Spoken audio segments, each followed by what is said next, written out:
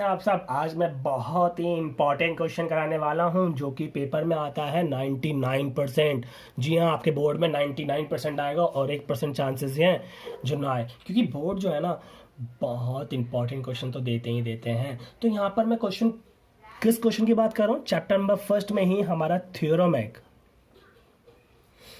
1.4। उसमें लिखा गया है कि √2 is a irrational number. Oh sorry, irrationality बना दिया मैंने इरेशनल नंबर है। और सिंपल सी बात है सर, वो तो इरेशनल ही होता है, तो आप कौन से अनोखी बात बता रहे हैं सर हमें। बेटा वही तो बात है, इसका आगे एक नाम लिखा हुआ थ्योरम। इस थ्योरम का मतलब समझते हो कि इसको प्रूव करना पड़ेगा कि इरेशनल नंबर है, और यही पेपर में आएगा। ठीक है ना, चाहो तो √2 की जगह पे ये लिखा हो सकता है √3, √5, √7, √8, है ना, √11 समथिंग, कुछ भी लिखा हो सकता है। इस बात को ध्यान देना। और ये भी लिखा हो सकता है 1/√2 भी लिखा हो सकता है। सर 1/√2 कैसे करेंगे, पहले √2 तो सीख लो बेटा तो एक बात समझाता हूँ मैं आपको, ध्यान देना कि मान लेते हैं कि रैशनल नंबर को r और इरेशनल नंबर को i, दोनों को जब हम प्लस करते हैं ना तो रैशनल आता है। अगर हम रैशनल में से इरेशनल माइनस करें तो भी इरेशनल आता है। रैशनल में से को मल्टीप्लाई करें इरेशनल से तो भी इरेशनल होगा। अगर रैशनल को डिवाइड करें इरेशनल से तो भी इरेशनल होगा।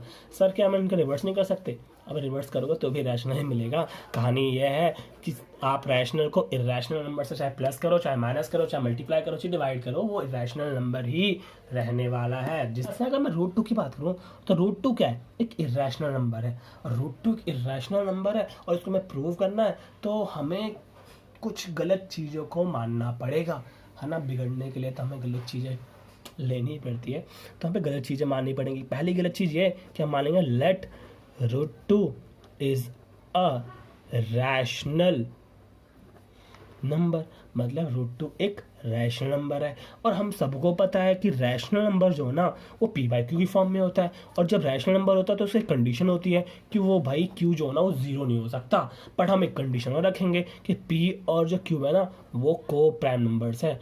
बेटा को प्राइम नंबर, अब बच्चे बोला सर को प्राइम नंबर क्या है, तो को प्राइम नंबर वो नंबर्स होते हैं जिन दो नंबर्स का कॉमन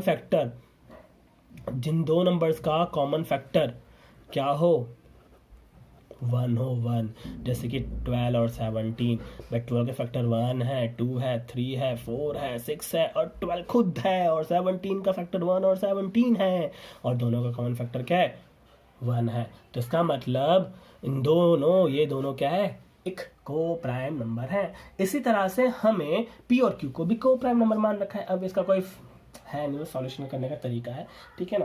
तो हम क्या करेंगे, धीरे धीरे वो ध्यान दो। अब सबसे पहले हमें √2 है और रूट में जो नंबर है वो ऑलमोस्ट इरेशनल नंबर ही होता है ऑलमोस्ट। अब इसके ऊपर से रूट हटाना पड़ेगा जब भी वो एक रैशनल बनेगा, है ना। अब हमें इसमें से रूट हटेगा कैसे, सोचा तो एक बच्चे ने बोला सर क्या सहता सोच रहे हो, स्क्वायरिंग बोथ साइड ही कर दो। पर हम क्या कर लेते हैं ना, पहले क्यू है ना, जो क्यू है उसको इस तरफ ले जाते हैं।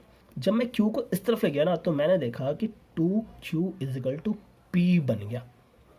अब मैं स्क्वायरिंग बोथ साइड करूँगा, स्क्वायरिंग बोथ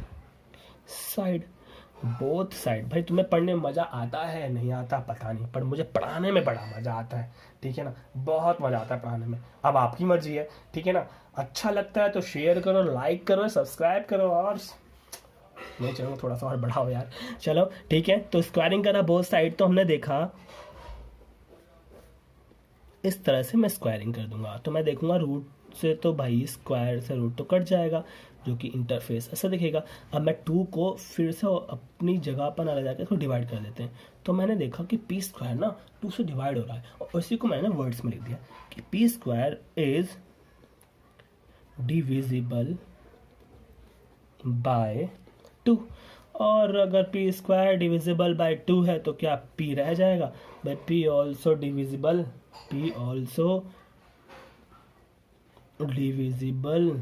बाय 2। जी हाँ यार, छोटा सा कॉमन सेंस है, नॉर्मल सी बात है कि अगर स्क्वायर में कोई भी नंबर डिवाइड हो रहा है तो भाई नॉर्मल सिंगल नंबर भी तो हो सकता है। मतलब अगर 16 4 से डिवाइड हो रहा है ना, तो क्या इसका 4 डिवाइड नहीं हो सकता, होगा ना, नॉर्मल सी बात है। ठीक है ना। तो इसी तरह से पहली बात तो पहला स्टेप यही है, पहले स्टेप में हमें यही करना है, याद रखना। अभी हम दूसरा क्वेश्चन कराऊंगा तो भी आप देखना सेम ही होगा, चाहे वो यहाँ पे 3 हो, चाहे यहाँ पे 5 हो, यहाँ चाहे 7 हो, चाहे 8 हो, चाहे 11 हो, उसको ही प्रोसेस करना है। सबसे पहले इसको इधर ले जाओ, स्क्वायरिंग कर दो बोथ साइड, फिर उसके बाद जो भी नंबर आया उसको डिवाइड देखो किससे डिवाइड हो रहा है, वही चीज़ यहाँ लिख दो।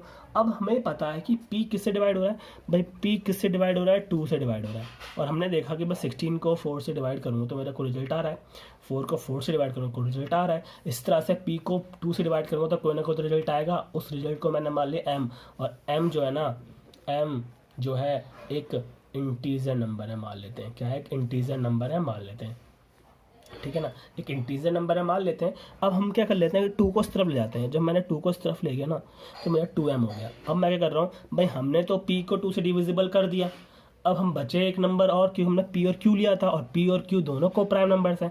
हमने p को तो देख लिया कि वो किससे डिवाइड हो रहा है, 2 से डिवाइड हो रहा है ना। अब हम देखते हैं कि q का भी फैक्टर यही है, क्योंकि कॉमन फैक्टर, इसका कॉमन फैक्टर इसका कॉमन फैक्टर सेम है, क्या इन दोनों का कॉमन फैक्टर भी सेम है क्या, चेक कर लेते हैं। तो हमने देखा कि p जो है ना वो किसके इक्वल है, p जो है ना √2q के इक्वल है। तो p जो है ना वो √2q के इक्वल है, मतलब लिख लेते हैं p जो है ना वो √2q के इक्वल है। तो मैंने पुट कर दिया, पुट करने के बाद सिंपल सी यार रूट हटाने का प्रोसेस क्या है, squaring both side, squaring both side. अब मैं स्क्वायर कर रहा हूँ तो नॉर्मली मेरे को पता है मैं स्क्वायर करूँगा तो वो ऐसा दिखेगा, और ऐसा दिखने का मतलब है 2q का स्क्वायर 4m का स्क्वायर। अब क्या करना है, इस 4 को उधर ले आओ। सर 2 को तो उधर ले जा सकते थे, आप 4 को उधर क्यों लेके आ गए बेटा। यही तो कहानी है क्वेश्चन की, कि पहले तो हमने एक बार p के नीचे रखा 2 को, अब यहाँ पे हम q के नीचे रखना चाहते हैं। देखो इस तरह से आया नहीं आया कुछ, है ना, q स्क्वायर को 2 से डिवाइड कर रहे हैं। अब नॉर्मली अब ये स्टेटमेंट को क्या लिखेंगे, अब नॉर्मल सी बात यही है कि q square is divisible by 2 और q is also divisible by 2।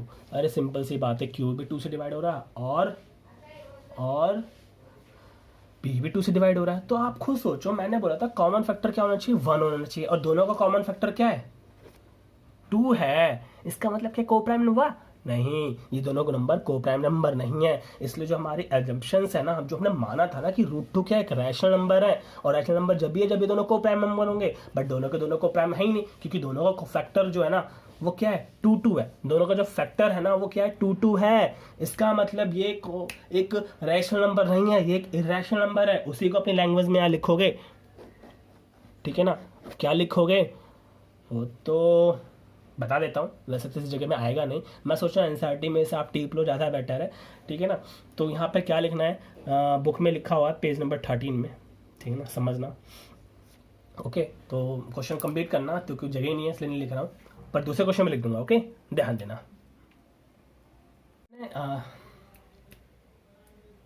जैसा कि मैंने इससे पहले √2 को इरेशनल नंबर प्रूव किया था, अब यहाँ पर √3 भी लिखा है इरेशनल नंबर प्रूव करो, फिर कहेगा इरेशनल नंबर √5 को भी करो जो कि 1.3 में लिखा है। हम सबको कर लेंगे भाई, क्या करें, क्वेश्चन है ना। चलो, हमें पता है कि जितना ज़्यादा हम करेंगे उतनी ज़्यादा हमारी स्किल्स डेवलप होंगी, हमारी जो स्पीड है ना करने की वो डेवलप होगी। किस तरह से, खुद सोच के देखो कि स्टार्टिंग में जो नया काम करते हैं ना वो हम स्लो करते हैं, जब वो हमें समझ में आ जाता है ना तो हम उसको कितने चुटकी बजा के करते हैं। इसी तरह से पेपर में भी बहुत ज़्यादा हेल्प मिलेगी अगर आप इसी क्वेश्चन को बार बार दोहराओगे, क्योंकि जो क्वेश्चन आपको आते हैं आप उसमें अगर कोई गलती करते हो तो उस गलती को आराम से आप जज कर सकते हो, बट जो क्वेश्चन आपको आते ही नहीं बट आप करते हो, आप उसकी गलती को जज कैसे कर पाओगे, और जज नहीं कर पाओगे तो कॉन्फिडेंस भी नहीं आएगा कि क्वेश्चन ठीक है कि नहीं। इसी तरह से हम दोबारा से एक क्वेश्चन फिर से करेंगे, √3 इरेशनल नंबर, तो वही स्टेप फॉलो करेंगे हम। सॉल्यूशन में जाकर हम मानेंगे लेट √3 इज रैशनल, ना रह के हम रैशनल बोलेंगे, है ना, रैशनल नंबर है, और रैशनल नंबर है तो 3 = p/q होगा, और q does not equal to 0 होता है, सबको पता है। और हम ये भी मानेंगे कि q p और जो q है को प्राइम नंबर है, और को प्राइम नंबर क्या होता है मैं फिर से बता दूं, जिनका कॉमन फैक्टर वन होता है, याद रखना। जिन दो नंबर्स का कॉमन फैक्टर वन होता है, ठीक है ना। तो स्टार्ट करते हैं, फिर क्यू को इस तरफ लेके आएंगे। जब हम क्यू को इस तरफ लेके आएंगे तो वो इस तरह का इंटरफेस बनेगा। और हमें रूट 3 है, और हमें पता है कि रूट में जो भी नंबर्स होते हैं वो इरेशनल नंबर होते हैं, तो रूट को हटाना पड़ेगा, हमारा ये काम है। तो हम हटा लेते हैं। Squaring both side. अब मैं रूट 3 को स्क्वायरिंग के साथ करने वाला हूँ। आप देखोगे कि ये आ गया हमारा स्क्वायर होने के बाद। अब इसके बाद फिर से आपको पता ही है अब हमें क्या करना है, हमें 3 को इस तरफ लाना है। और फिर हम देखेंगे कि पी स्क्वायर किससे डिवाइड है, 3 से। हम लिख भी देंगे कि P square is divisible by 3। और हम फिर देखेंगे भाई पी स्क्वायर है तो पी भी तो होगा, पी ऑल्सो डिविजिबल बाय 3। अब हमने देखा भाई P किससे डिवाइड हो रहा है, P हो रहा है 3 से, और 3 से डिवाइड हो रहा है तो कोई ना कोई आंसर आएगा। वो मान लिया मेरा M आंसर आ रहा है। और M क्या है sir, M is integer number है। ओके ना, ओके। अब क्या करना है, अब हम क्या करेंगे, 3 को इस तरफ ले जाएंगे। 3 को जब इस तरफ ले जाएंगे तो P की वैल्यू को पुट करेंगे, और P की वैल्यू है ये, P की वैल्यू है ये, P की वैल्यू है ये। ठीक है ना, ये P की वैल्यू है, हमने पुट कर दिया। पुट करने के बाद अब रूट में आ गया। अब ये हमारा पहले से सिद्ध अधिकार है ना। सिद्ध अधिकार बोल रहा हूँ, पता नहीं क्या मतलब है इसका। चलो, जो मुंह में आया बोल दिया। स्क्वायरिंग बोथ साइड क्यों करते हैं, सभी को पता है सर, रूट हटाने के लिए करते हैं। चलो रूट हटा देते हैं। अब मैं रूट हटा देता हूँ, मतलब रूट हटा देता हूँ, तो रूट हटा रहा हूँ। और हटाने के बाद कुछ इस तरह से मेरा सॉल्यूशन हो जाता है। और सॉल्यूशन होने के बाद 9 को इस तरफ ले आता हूँ। अब सर 9 को क्यों ला रहे हैं, तो आपको पता ही है ना बच्चा। हाँ सर पता है, पिछली क्वेश्चन में आपने बता दिया था। क्योंकि पहली बार में हमने P को डिवाइड किया था, अब हम Q को करेंगे। और Q के साथ डिवाइड होने के बाद हम ये लिखेंगे कि Q square is divisible by divisible by 3, और इसीलिए P is also divisible by 3। इससे हुआ कि जो भी हमारे एजुप्शंस थे वो रॉन्ग हैं, और जो हमारा 3 है ना वो एक इरेशनल नंबर ही है। अब लिखेंगे क्या, वो मैं लिख देता हूँ। यहाँ पर थोड़ा सा जगह की कमी है, इस वजह से लिख रहा हूँ मैं, क्योंकि पहले क्वेश्चन में लिखा नहीं था, तो लिख देता हूँ। दिस जगह नहीं है, कंट्रडिक्शन हैज अराइजन, बुक में भी है यार, देख लेना एक बार, ठीक है ना। Because of our incorrect assumption that root 3 is irrational, so we conclude, हम इस कंक्लूजन पे पहुंचे हैं कि हमारा रूट 3 भी एक इरेशनल नंबर है। तो मैं चाहूँगा कि आप इसको पॉज करें और वीडियो को पॉज करके उतार लीजिए। आपको पता है वीडियो के फ़ायदे क्या हैं? वीडियो के फ़ायदे ये हैं कि आप इसको बार बार रिवाइंड करके देख सकते हैं, समझ नहीं आता है तो। और उसके बाद अगर उतारने की बात है तो वीडियो को पॉज करो, उतर भी जाएंगे। तो मैंने ना एग्जांपल नंबर 10 और 11 भी दोनों मैंने एग्जांपल लिख रखे हैं, और दोनों में देखो अलग अलग क्वेश्चन है। इसमें लिखा शो दैट 5 माइनस रूट 3, और ये लिखा है 3 इंटू रूट 2। तो मैंने आपको ही बता रखा था, जब हमारे पास कोई रैशनल, 5 तो रैशनल है और इरेशनल में माइनस करते तो वो एक इरेशनल नंबर होता है, ये बताया था। और इधर की बात करें तो 3 क्या, 3 एक रैशनल है, और मल्टीप्लाई इरेशनल से करें तो भी वो इरेशनल होता है। और हमें प्रूव करना है कि ये इरेशनल है। हमें पता है कि ये इरेशनल है, वैसे इसकी कहानी तो समझ में आ ही रही है।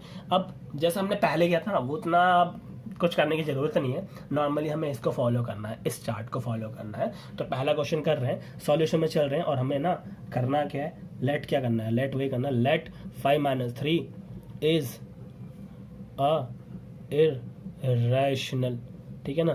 तो मेरे ग्रामर पे मत जाना। तो यहाँ पर हमें पता है 5 minus root three is equal to P by Q और Q does not equal to 0, ठीक है ना। अब क्या करना है कि जो -5 है ना, जो ये रूट माइनस में इसको पॉजिटिव करने की कोशिश करनी है। तो हम क्या करेंगे, रूट थ्री को उस तरफ ले जाता हूँ। तो मैंने क्या करा, मैं रूट थ्री को उस तरफ ले गया, तो मैंने देखा इस तरह से पॉजिटिव हो गया, और थोड़ा खेलने के लिए मैं इसको इधर ले आया, थोड़ा सा उछाल प्लास के ये कर दिया। अब रूट थ्री आ गया इस तरफ। अब क्या करा, ये इस तरफ जा गया, तो ये इस तरफ जाएगा तो हो जाएगा 5q माइनस पी अपॉन में q। आप देखोगे नॉर्मली कि जो अपॉन में होता है वो एक रैशनल होता है ना, तो इसका मतलब एक रैशनल है। और रूट थ्री जो है हमें पहले ही प्रूव कर रखा है, हमने इसके आगे ही प्रूव किया था कि रूट थ्री क्या है, इर्रेशनल नंबर है। तो हमें पता है कि कभी भी ये हमारा rational is equal to irrational तो हो नहीं सकता ना। तो इसका रिजल्ट ये आया है कि हम ना इसको रैशनल नंबर ना प्रूव नहीं कर सकते, क्योंकि हमने पहले प्रूव कर चुका है कि रूट थ्री हमारा एक इरेशनल नंबर है, हमने प्रूव कर रखा है पहले। हमने उस प्रूफ को देख के, उस प्रूफ को भी देख के बोल सकते हैं, या तो हम इसको देख के बोल सकते हैं कि रैशनल में से अगर हम इरेशनल नंबर को माइनस करते हैं तो रिजल्ट में हमारा इरेशनल नंबर ही मिलता है। सो हम लिखेंगे क्या गला थोड़ा बैठ रहा है, हम वही लिखेंगे जो हमने पहले लिखा था, दिस कंस्ट्रक्शन, है ना, जो भी हमारा एग्जाम्पल नंबर 10 में लिख रखा है नीचे का, देखना, है ना, इतना लैंग्वेज तुम लिख लेना इसकी।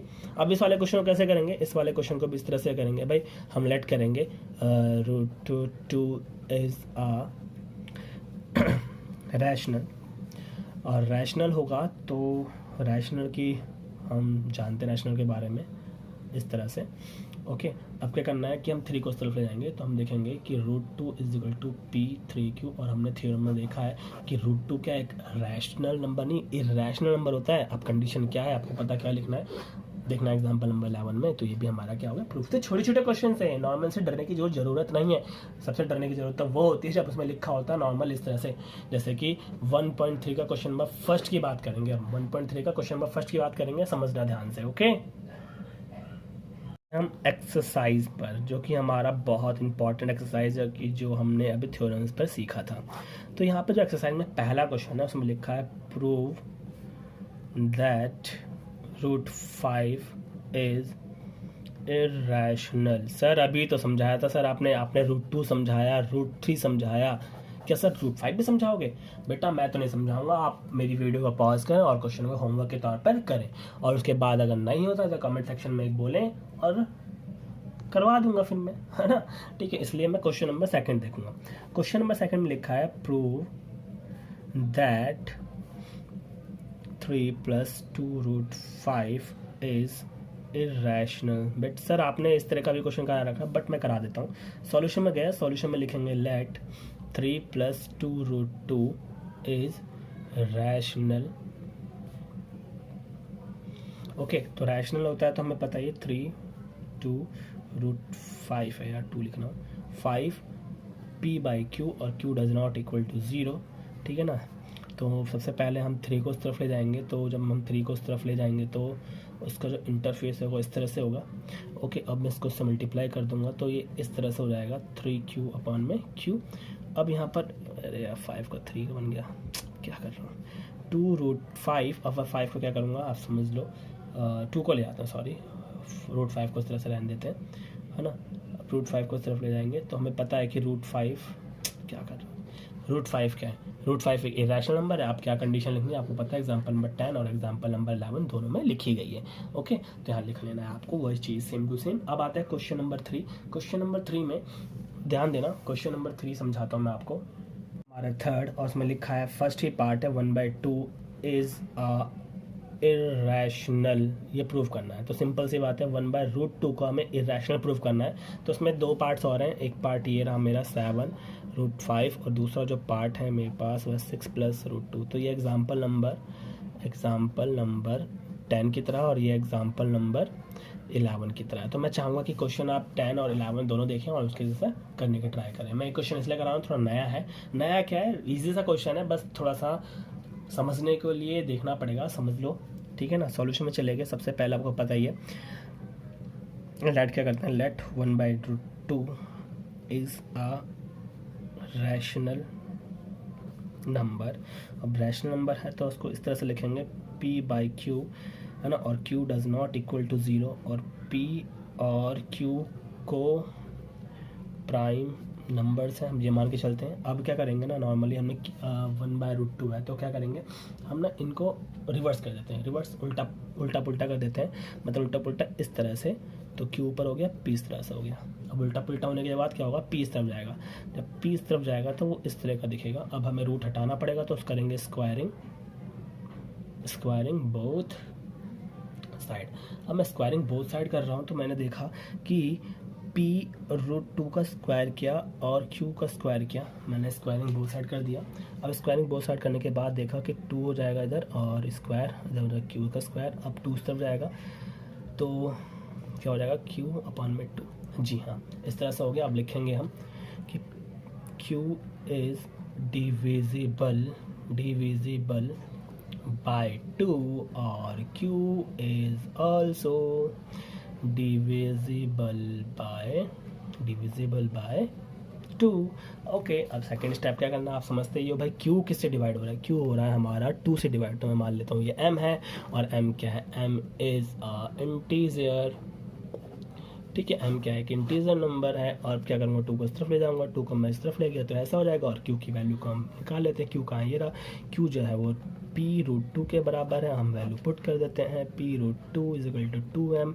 अब रूट को हटाने के लिए squaring both side, squaring both side करते हैं, p√2 = 2m, तो मैंने स्क्वायरिंग कर दिया बोथ साइड, और मैंने देखा कि हो गया 2p² = 4m²। अब क्या करना पड़ेगा भाई, 4 को इस तरफ लेके आते हैं, क्यों लेके आते हैं मैंने बता दिया था इससे पहले वाले क्वेश्चन में, जितने भी क्वेश्चंस मैंने कराए हैं तो करा दिए, तो हो गया p²/2m²। अब देखो p किससे डिवाइड हो रहा है, 2 से डिवाइड हो रहा है, तो लिखूँगा p² इज़ डिविजिबल बाय 2, और इसीलिए p is also divisible by 2। अब क्या लिखना है इसके आगे आपको पता ही है, अगर मेरी वीडियो को देख रहे हैं आप पूरी देखो, समझ में जब ही आएगा। तो यहाँ पे जो क्वेश्चन है वो होमवर्क के तौर पे दे रहा हूँ, ये दोनों क्वेश्चन, तो मैं चाहूँगा करना आराम से, वीडियो को पॉज करो और आराम से करें क्वेश्चन को, बहुत बहुत इंपॉर्टेंट क्वेश्चन है,